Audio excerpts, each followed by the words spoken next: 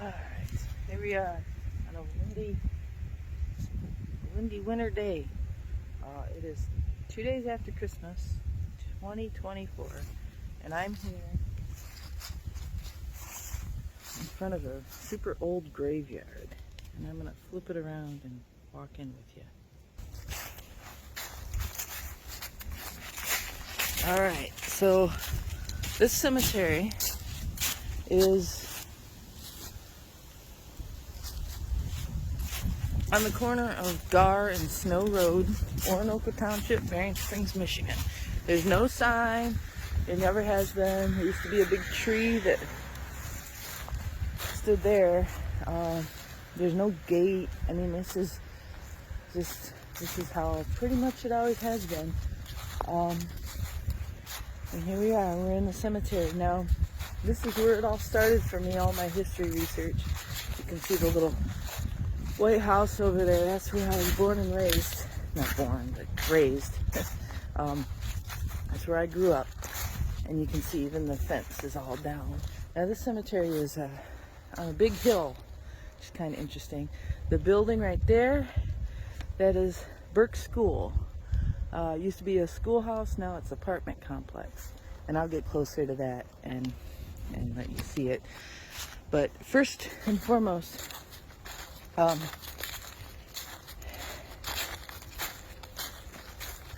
want to get to the top of the hill. Oh man, I'll get that later. Okay. And I want to go back to this grave here. Now, most of the people buried in the cemetery are the Helmicks, the Helmick family, and there are descendants still around this area. And unfortunately, this big monster of a stone right here. Can you read it? Jesse Helmick. He died in 1881. Now, he was the patriarch of the Helmick family who came here in 1835 with a guy by the name of William Murphy. And they found some land they wanted. They wanted to get adjoining land. And they made the arrangements. And then they went back to Ohio with for their families, and they came back. And they settled here in 1836. Now, it was 1 year before Michigan was a state. So they were founders of this area we're standing in right now, Oronoko Township, Berrien Springs. We're about 4 miles west out of town towards Buchanan. If you take Snow Road all the way down, past Redbud, another mile, and it's Gar Road. You take a left, and we're right on the corner. And this is where it all started for me in my historical interest. Because I used to come over here all the time when I was a kid and wander these stones and just wonder about the people who are buried here. Now, I've done a considerable amount of research on the people who are buried here. So I'm going to go through a little bit and tell you what I know. I'm going to try to not make this video so long. But we started with Jesse Helmick. His wife was Betsy Simonton. And they had a few kids already by the time they came here in covered wagon. And their firstborn son, oh, by the way, I should probably explain why the stones are broken. That one there, and then also this one here. And remember that place I told you it used to have a big old tree? Well, the big old tree came down about 5-6 years ago in a big storm, and it came straight. You know, the tree was right there. You can still see the charred remains of it, and it came straight across here, and it just kind of like bisected the cemetery, cut it right in half. So unfortunately it took out the main grave. You know, the patriarch of Oronoko Township was Jesse Helmick, and Jesse and Betsy lived this way about a mile down the road on what is it? It's Gar Road and Grange, the corner of Gar and Grange, and there's a big rock there now that that memorializes them. It was put in 1936, 100 years after they arrived and settled here in Oronoko Township. Now, their firstborn son is this grave right here, John S. Helmick. The S stood for Simonton. A lot of times in genealogy, you'll notice the firstborn son's middle name is the mother's maiden name. So that's what's going on there. John Simonton Helmick. And that's his mother was Betsy Simonton, her maiden name, before she married Jesse Helmick. So John was the firstborn, and he married Tabitha Thompson. And these graves have always been like super worn. And her parents are here too, and I believe that's her mother there, Clary. There's Clary and Roden Thompson. So her parents are buried here as well. And Jesse and Tabitha had a couple kids, but they are not buried here. I believe I don't know, they're all kind of mixed around. So anyway, I just want to go through. So you had Jesse here, right in front of Burke School, and you got the firstborn John. Here's another child. He had 11 kids. He and Betsy had 11 kids. 8 of them lived to adulthood. If you look back on the broken piece of the stone, there's a Rachel who died when she was just, I think, 3 or very young. This stone here is the stone for Darius Sylvester and his wife Sarah Jane. Now,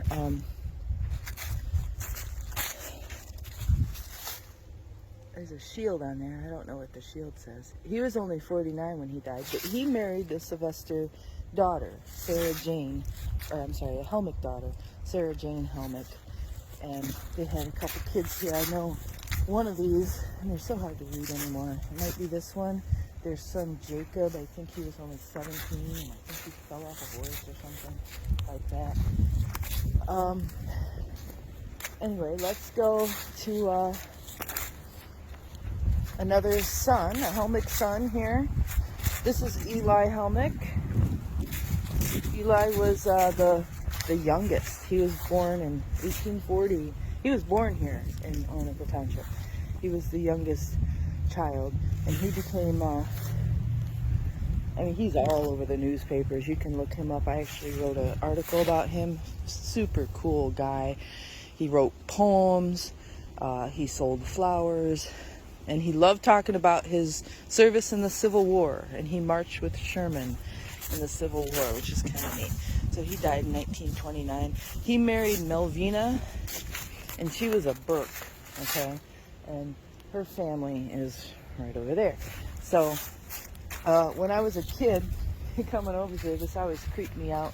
But if you go to the back of the stone, Milton and Wilma, his 2 surviving children, are still surviving. No, they actually died. I believe they were both in South Bend. But he lost a lot of children, including, it seems like there's a lot of Jesse Helmicks in the family, and none of them lasted very long until the name became like other names, and then there's other Jessies that did survive. But anyway, so all those names that you see on there are the ones right up here. There's a Jesse, there's a Harold, a Herbert, a Frank. So 4 young sons that didn't survive. So let's go to another son. This is one of the older sons. This is Samuel Peter Helmick, and he's right up front. And he's right here. And he died, I can't remember what year he died. It was pretty early though. It was like 1870s or 80s.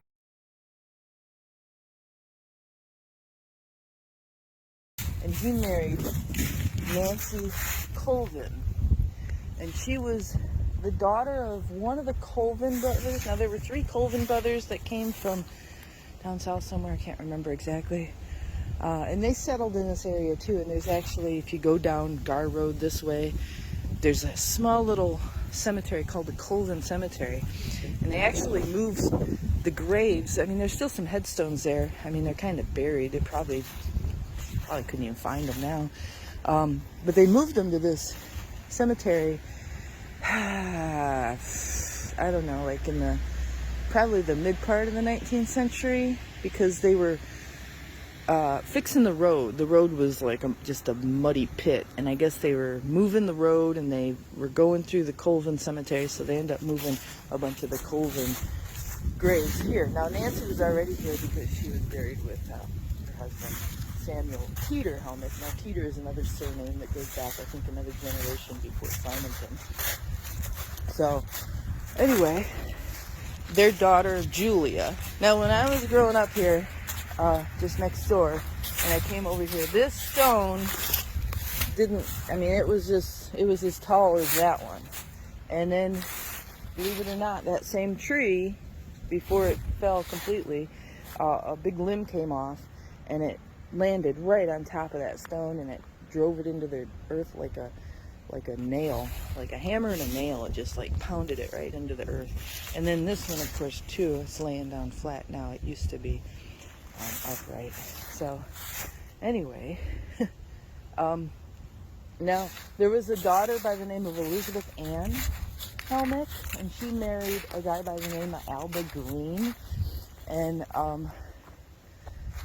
think not that one, but this one was their little boy John. See, A.B. and E.A. Green, son of. So there's also there's a stone here too. It's underneath the ground now. So she is buried, I think, out of state. I believe she's like Kansas or Iowa or something. Because one of the sons, Jacob, he ended up moving to Kansas or Iowa or something too, and he died out there. So that's her son, and I think maybe another small child. I can't remember exactly. But okay, so the last Helmick was buried in this cemetery, and this is, you can see, here's where the graves start, the small little graves. Nellie, Vaughn, Alta, another Jesse, Roscoe. There used to be one here named Jenny. It's creeped me out, especially when it came up missing. Mother, father, and then one over here, Grover. Now these are all small children of the mother and the father, and that's the Clark family. Now, Richard Vaughn Clark and Louisa Alice Clark. Now, she was a Helmick. Her maiden name was Helmick, and she was the last Helmick buried here in this cemetery. That's the very last grave, 1936. And they were doing a 100-year kind of anniversary type thing where they were erecting the stone that's down the road on Gar Road where their homestead was, because it was exactly 100 years ago, and she died right before they could have that reunion. And they used to have like reunions like every year, you know, this big Helmick clan. So anyway, she died in California. They actually had to ship her body back out here, and she didn't quite make it to the reunion there, the 100-year anniversary. So, and that's all her children. Now, real quick, growing up, I used to always think, man, that's so sad. This family, like, lost all their kids, and they were so young. If you go, you can read the dates on here, and they're so young. They're just like a couple years old. You know, this is before vaccines. It was before proper sanitation. It was before we could, you know, I mean, kids were dying of just, you know, kids could die of like diarrhea. It was just crazy. So if you look at some of, I mean, you can see how young they were. Just a year. There's Jenny Alice, 71 to 73. She was only 2. Roscoe was only 1. Jesse was 7, 8, 5. Well, anyway, so you get the point. But of course, I learned later when I started doing their family trees that they had more children who lived to adulthood. And actually, the Clark family is connected to the Clarks of Buchanan, and a lot of them are buried if you take that road like a half a mile down on the right hand side, there's another little cemetery called Oak Grove Cemetery. It's got about 300 graves in there, so much bigger than this cemetery. But there are several Clarks buried there. Now, that's just the Helmicks in the cemetery, but that covers pretty much, you know, most of the graves here, at least the ones you can see. Now, this one here is Moses and Mary Burke, and I have pictures of them. I'll inlay the pictures to this video when I go home.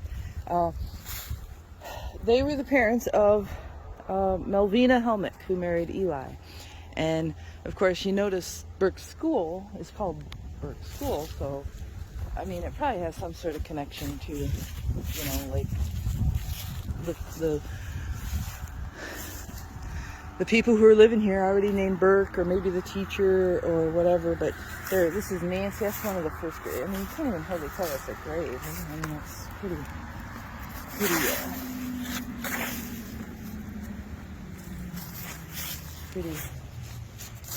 in disguise though. So I'll post you real quick here. Martha Tidwell. She died when she was only 44. But when I was a kid, I used to think, wow, she was old. Now I think, wow, she was young. I always thought she was here alone. I mean, there's nobody around her, right? Turns out she does have, I'll have to look.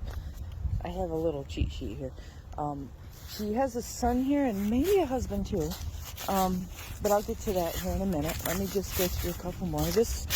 This small little grave here is a little baby girl of Pennell, of the Pennell family, Rosella.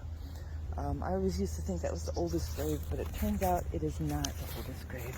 So anyway, and I have one more guy here, Henry Freed. Henry Freed is no relation to the Helmicks that I've been able to ascertain. So Henry Freed is here all alone. Man, these stones are getting so you can't hardly read them. His wife is actually down in Oak Grove. I think she remarried. But it actually says on her stone, wife of Henry Freed. I think she remarried. I think she might have become a store. Don't quote me on that. But Henry Freed, when he was one of the early settlers, he actually got stranded in the woods, and the wolves showed up. That's what they say in the historical documents. They say wolves. Now I don't know, it might have been coyotes, but anyway, somehow they like surrounded him. He had to like beat off the wolves or something, and I can't remember if he like was bleeding or something, but it was, you know, survival story. So that's kind of neat. And the Freed family is connected to the Feathers when you get into town. There was an Abram Freed. I think that was a son. Anyway, Berrien Springs history there. And the Feather family, you know, henchmen, and they're all connected. It's such a small world. So anyway, I'm going to show you something here. It's not too windy. Let's right here. I have a little layout of Burke Cemetery. Oh, look at me. Hello. Oh, it might be too windy for this. Still a little windy, still a little cold. This is a layout of the cemetery. And I got this on election day. Not election day. It was the day I was turning in my ballot. And I just happened to see the sexton of our cemeteries in the township hall.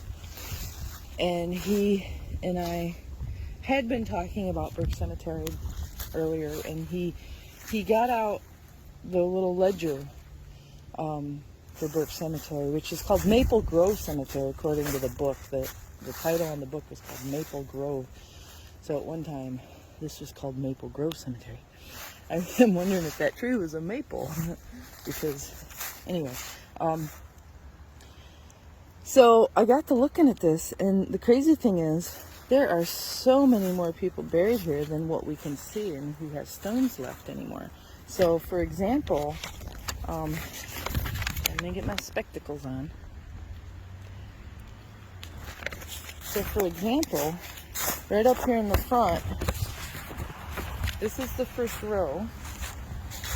And if you look, John Stannard, Adam Schneider, Leora Green, John Green, Ephraim Green. So there's actually 5 graves right here. And we can only see 2 stones. Now, like I said, there was one here at one time. If you probed it, you could probably hit that stone down there. John Green. So there's actually 2. There's 2 in the middle there. And then there's John and Ephraim would be over here. About, you know.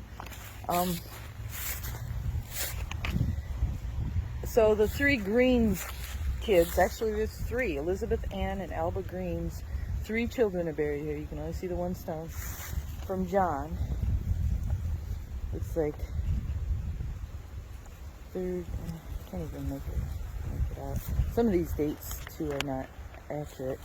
And then next over here, well, and this is weird because it looks like it goes straight over according to the thing, but it actually kind of kicks up here, and the next lane is here. But it's interesting. So you have Samuel T. Helmick, Nancy Helmick, and Julia Helmick. Okay, those 3 stones are still there. You go right behind them, and that's where you get Martha Tidwell, right here. And you can see December 4th, and Harry Baker. Who's Harry Baker? I don't know. No date or anything on him. Jackson Murphy is supposed to be right next to here. I don't know who Jackson Murphy is either. I was thinking it was, maybe it's not the Martha's family. Okay, well, I live and learn here. And right next to him is the Burkes. And let's look at our Burkes. We have Mary Shoemaker, M.D. Burke, that's Moses D. Burke. Mary A. Burke, that's his wife. Nancy Burke is his mother. And Leander Burke is his father. So Nancy is this one. And I think that's the first grave. That says it's 1838 she died. 1838. So that's the first grave in the cemetery, I think. Or no, I'm sorry. There's a Margaret Burke, September of 1838. So, anyways, crazy. It's like, man. And Leander Burke, who doesn't have a stone anymore. And if you go right behind him, you have the Sherwood family. This is so crazy, right? Because, man, hang on a minute. I'm zoomed in too much here. So, about here, no stones to be seen. John Sherwood, Nancy Sherwood, and Catherine Sherwood. No dates either. So, and actually, that might be all the way back here because, I mean, just all this open space. There's actually people buried here. But who knew, right? And then there's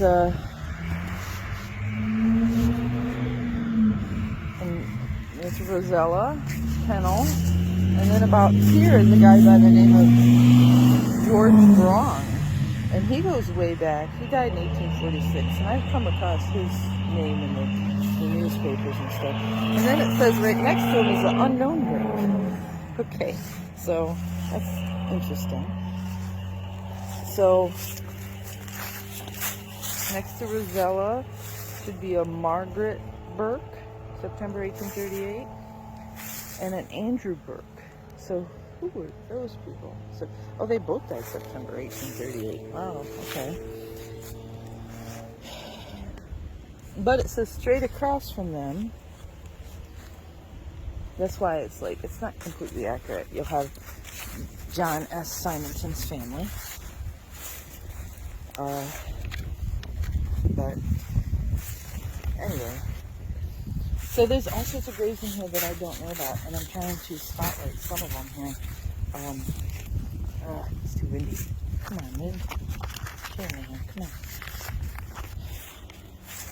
So, right next to Henry Baker, which would be somewhere around where the stick is, Then you have Mason Colvin, Mary Murphy, William Murphy, Louisa Schaefer.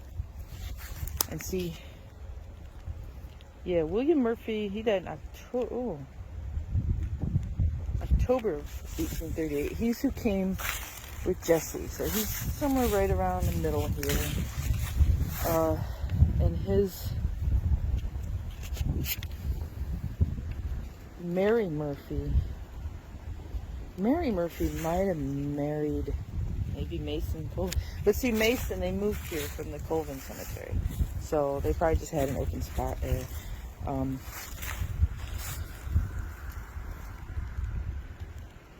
So this is, when I got this printout, I was just so amazed at, like, there's even section 23, 2 graves unknown. And then there's Daniel Baker over here in section 30. That would be like way in the corner. And William Berrien. I don't know who those people are. I gotta do some more research on these names that I just don't know. And I mean, I imagine they were just neighbors. Just happened to live around here, and it's the closest cemetery. You die and need a place to be put. There you go. Boom. So anyway, it's not just the Helmick Cemetery. It's not just the Burke Cemetery. It's several other families, and they may or may not be connected to the Burkes and the Helmicks. So, 26-minute video. I'm sorry, you guys. I can just ramble on forever. But anyway, that's the cemetery that got me started in local history, local genealogy, because I used to literally walk down from that White House right there. And I wasn't allowed to cross the road, so I was allowed to stay on this side of the road, and I just walked straight down. And of course, you know, cemeteries are cool, right? They're spooky. Well, I mean, I like them for other reasons, but, and there you are. And I mean, if you look at all this, see, it's like, is anybody buried down here? And it's super slopey, right? So I don't know why they put the cemetery on the hill here.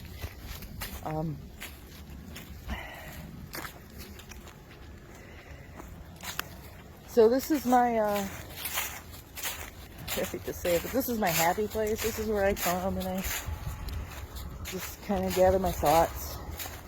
Just spend a little time here. So, a little history for you. And I'll write more about it. I'll do more videos. I'll probably go down to Oak Grove someday and pick out some graves and show you. But there you go. I wish the tree wouldn't have taken out those 2 graves. The way I understand it is they will not fix them if they're not posing a hazard to anybody. It just breaks my heart. That's something that hasn't changed from my childhood. There's a gravel pit over there, and they've got all these big dirt dump trucks going by all the time. And they're super loud. But yeah, I feel so bad for John Simonton's grave here, and of course Jesse's back there. And I mean, they got to be like super, super, super heavy to even try to fix them. Not only did it take, I mean, it tore up Jesse's grave, and you can see the whole top of it just spiked into the ground. At one time it had some sort of thing on top. I never realized that until it fell, because it was quite high. I could not see the top of it.